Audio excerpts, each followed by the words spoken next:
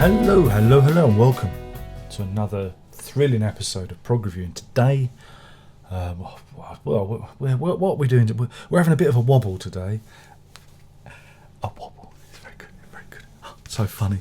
It's an Eno and Wobble. In fact, oh god, there's two. Why is there two? How many copies do you need, Darren?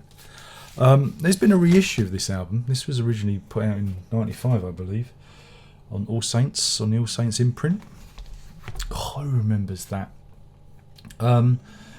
Yeah, originally released in 1995, and I picked this up, a few years back when vinyl wasn't worth anything. So I bought it on CD before then, and more recently is this one. This is the reissue, and you get a couple of extra tracks, two new tracks on it. But the difference between this, again, essentially they look the same. They look the same. Oh, listen, the car alarm's gone off. There's always something, isn't there? There's always something. Beep. We'll work it in. We'll work it into the video. So yeah, there's been a couple of reissues for Eno. We had Eno's and Cale's Wrong Way Up, and this one has come out. And I always saw this as being a bit of a forgotten record, and it's a great shame, really. But yeah, this reissue includes an essay. If you freeze that, you could probably read it. Such is the excellent quality from my camera these days. And you have a piece of original artwork from Wobble himself of Walthamstow Marshes, which is up my way. That's my old stomping grounds. There's also a download card in there as well. But what is Eno Wobble's Spinner? Well, it originates from a soundtrack that Eno put together for a film called Glitterbug, which was released after Derek Jarman's death. And I only ever saw the film once. It was on Channel 4. I think almost as soon as it was shown on Channel 4, as well as being at the cinema, but as a tribute to Jarman when he died of AIDS, HIV. Great shame, one of my favourite directors. Again, I was a Jarman fan before Eno, and I've been listening to Eno via Jarman all those years, because Eno had done the soundtrack work for Jubilee and Sebastian and all those films, so it gets into your subconsciousness without you even realising. But yeah, so there was this film called Glitterbug, and it's a kind of a bit of a disjointed mush of Super 8 imagery and film that Jarman had taken. I just remember it being a parade of images and with this soundtrack. And in interviews, Eno said he wanted to release it as a soundtrack, but it didn't work on its own. And I can understand why it won't work, because I actually need the images, and the images need the music, and it's a symbiosis of media, isn't it? Isn't it just? So what Eno did is he handed over the tapes, or the digital files. We're doing digital files to Jar Wobble, and he talks about it in a little essay that comes with this reissue. Ignore the snoring dog. Jar Wobble was just allowed to just do what he wanted with that material, and this is in the early days of digital recording, and it was done in a bedroom, almost like a bed. Like he describes it as almost like a bedroom studio with I think it was an Atari ST set up, and it was all kind of ad hoc digital recording. But it was an early example of the digital studio, so that's fascinating. But Jar Wobble was allowed to do exactly what he wanted with the tracks, and he created something quite different from one thing to another. His fingerprint are all over it. His fingerprints are all over it. For those of you who are in the know, drums are provided by Jackie Liebzeit from that band, from Cannes. And Justin Adams provides guitar, Mike Furter keyboards,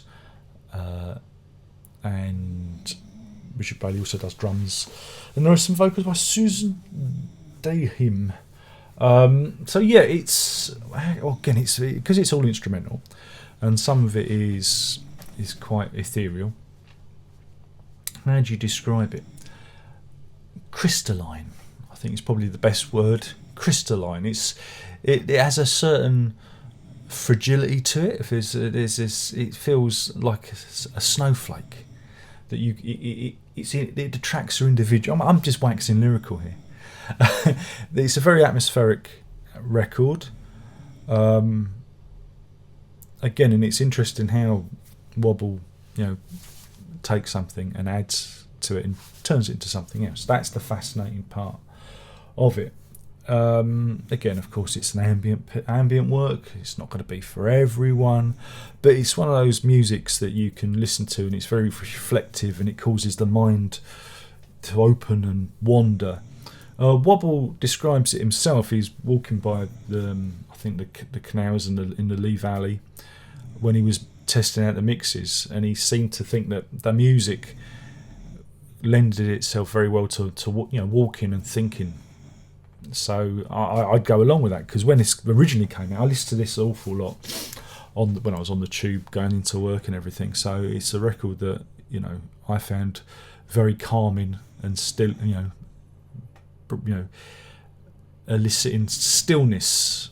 It's one of those records, but there's enough in there. There's enough at the the bass end and the rhythm end to sustain interest, I think, on a rhythmic level.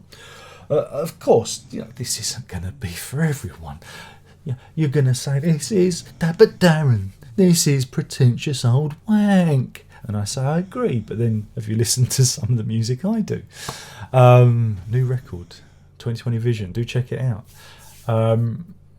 But yeah, I got a lot of time for this one. And again, it's one of those records where I listened to it an awful lot at the time, and then over the subsequent years I've forgotten about, and then getting to go back to this and revisit it is again, it's like putting the old pair of slippers on. It's the warm bath. And I do think it's been kind of, I don't know, I wouldn't say ignored, but I think maybe forgotten. I was looking at the reviews on the Wikipedia page. Rolling Stone gave it 1 star, and that's just mean. That's just mean and wicked.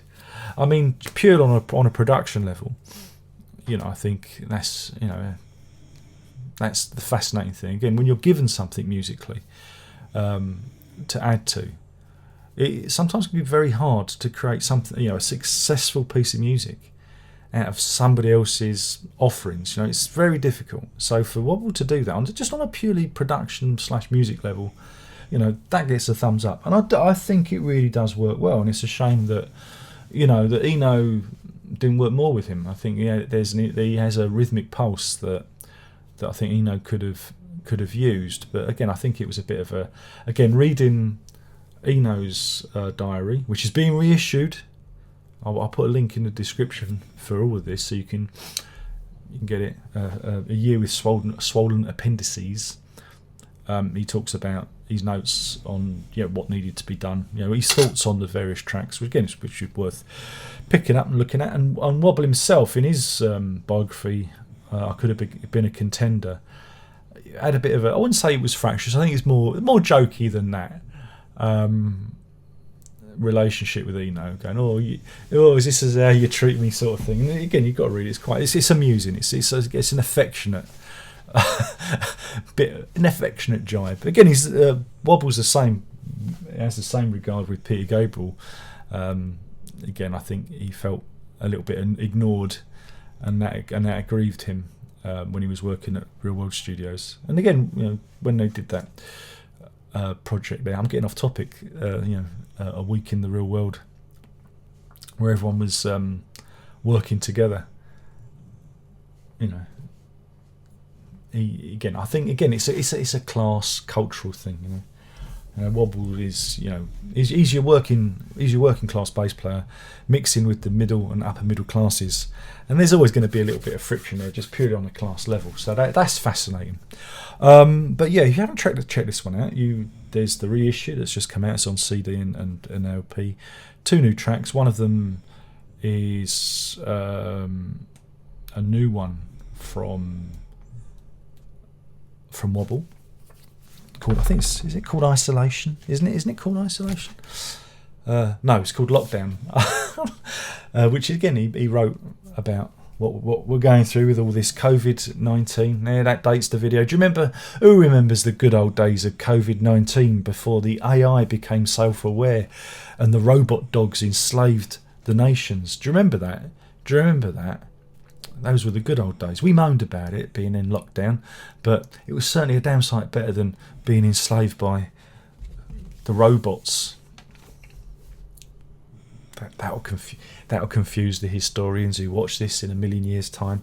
And there's another track called Stravinsky, which dug out the archive. So you get two new tracks, and the album in a nice new pressing, which is better than my old spunky version down there for second-hand version. So there you go. It's worth checking out.